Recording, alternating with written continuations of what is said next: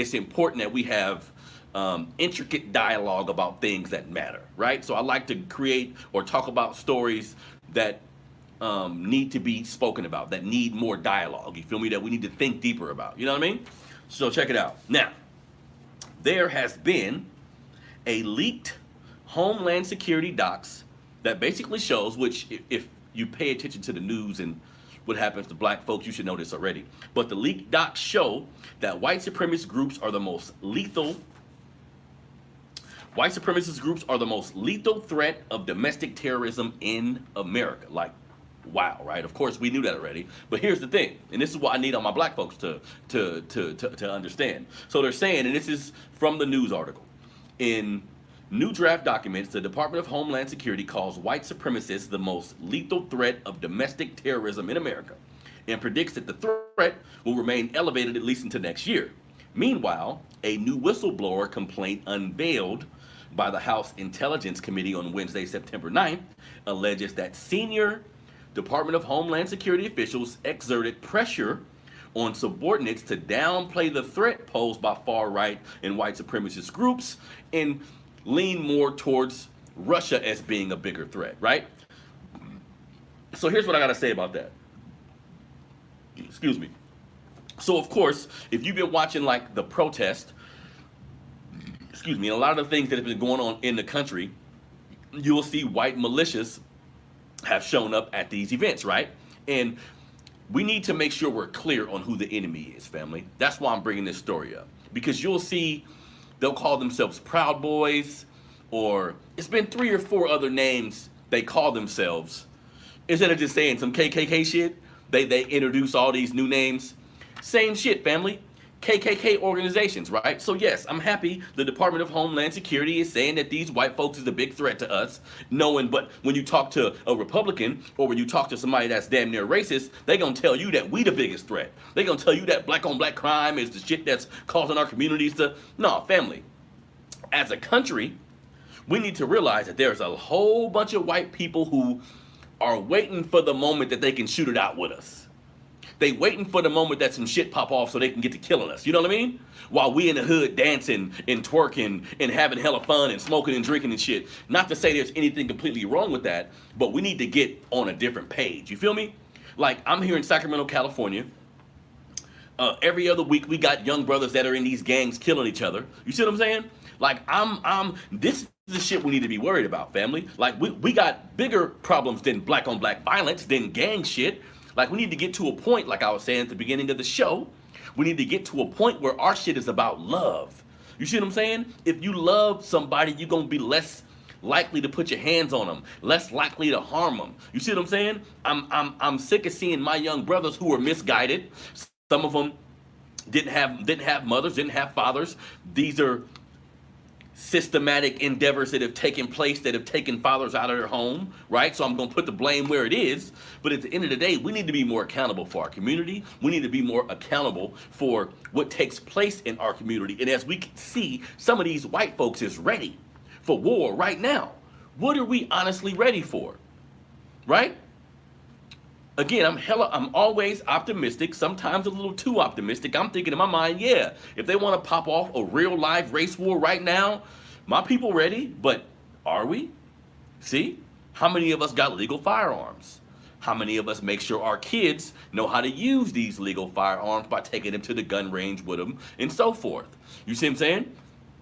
How many of us are focusing on, like, stocks and bonds and home and ownership opposed to Jordans and nigga shit? You know what I mean? So the point of this news story is to let y'all know that these white folks is ready. You see what I'm saying? So of course, if you've been paying attention to the news, if you've been paying attention to what goes on in black society, you know that there are several fractions of different white supremacist groups. You know that the government is a part of the shit, that they don't want to highlight the fact that these white supremacists doing this shit when it's actually different levels of white supremacy. That's something else I want to mention. Because so we know in the article they're calling them extremists. So understand the difference, right? So you have your white supremacist who's an extremist. He's yelling nigga from the top of the mountain. He got a gun. He patrolling these white ran areas. That's one form of a white supremacist, right? But what about a Joe Biden? What about a Donald Trump? What about a white teacher? What about a bank, the white man at the bank who gonna disapprove you for the loan because your name is DeAndre? He seen your application, as soon as he see your name, he like throw that shit in the garbage. What about the covert racism that really runs America? See, the overt shit, the showing up with your gun and your bulletproof vest and that's an extremist type white supremacist who the elites don't even fuck with. You know what I mean? So let's not be confused about who the real enemy. Yeah, are these white supremacists somebody that we should be looking at and be looking out for? You're damn right, because they at these rallies, they at these marches. You see what I'm saying? And they ready to pop off. I.e., Rittenhouse, the 17-year-old kid who running around with a goddamn 30 cal, ready to, you know what I mean? Shoot motherfuckers, right? So that's another thing. That's why my opinion about us marching and protesting, that shit gotta damn near come to an end, right? If you got a 16, 17-year-old who said they want to go out to the protest that's about to happen, some time ago you would say, okay, sure. You want to be involved with the movement? Go out there and protest with the black folks. Go out there and protest and show people your support for not wanting to continue the injustice. Cool. Show everybody that. But not today, family. They out there killing niggas today, right? You got agents out there. You got agent provocateurs out there hired by Republicans or hired by some of these white folks to go out there and cause problems. You got white folks out there who just want to get Trump out of office, so they're going to go out there and march and do what they got to do.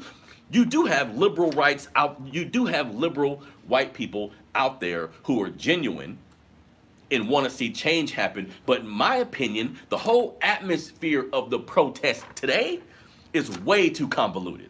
It's way too much shit going on. It's way too much shit going on out there. You know what I mean? To allow your kid to go out there. Even me, man, look, as pro-black as I am, as much as I love my people, going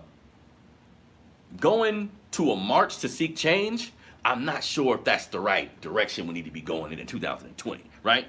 To me, a protest is about bringing awareness to something people aren't aware of. Bringing awareness to an injustice or discrimination, something that's taken place that maybe society hasn't been focusing on. So we're going to march, get the news out here to bring attention to whatever this may be, right? Family, who the fuck don't know we getting killed by cops? Who the fuck don't know white supremacy exists? Who don't know that racism exists on several different levels? Who don't know that? So what the fuck are we marching for? Because marching, on some real shit too, is asking. You're asking, hey, please stop hurting me. Hey, please stop. Hey, can you help me? Can you get these cops off my family? We need to realize, and this is how I feel about it, this country don't really give a fuck about us like that. So we're going to have to do it ourselves. We're going to have to figure out a way to police our own neighborhoods, because obviously cops getting defunded, cops going to jail. I'm not hopeful of that actually taking place. As many cops have gotten off for harming us, really haven't seen one get a whole lot of jail time yet. So we can't depend on this system to help us out, family. All we got is 40 million of us. We should be able to put our head together and come up with something. You see what I'm saying? So yeah, there is militarized white supremacy groups that we need to be aware of. We need to begin militarizing ourselves. Like I said, gun ownership should be extremely legal gun ownership, because all of us, if you grew up in the hood, if you grew up in certain areas, you can get a gun in 15 minutes.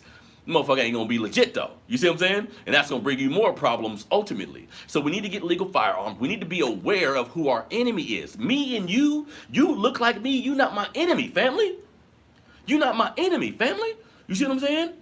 So we need to be fully aware of who the enemy is at all time. And yeah, we have coons in our community. We have black men and women who don't mean us any good, who knowingly side with Republicans or knowingly side with people who are racist to further their political agenda or further their stance in whatever profession they're in, whether it be fucking entertainment, whether it be sports. We got black people who knowingly or unknowingly speak down on us when it comes to our history, when it comes to what's actually going on today. That is a thing that does happen. We need to be aware of them. But at the end of the day, it's up to us to change all this shit, family. So yeah, there's extreme white supremacists, but be aware of the covert white supremacists. Be aware of the teacher who's sending your kids home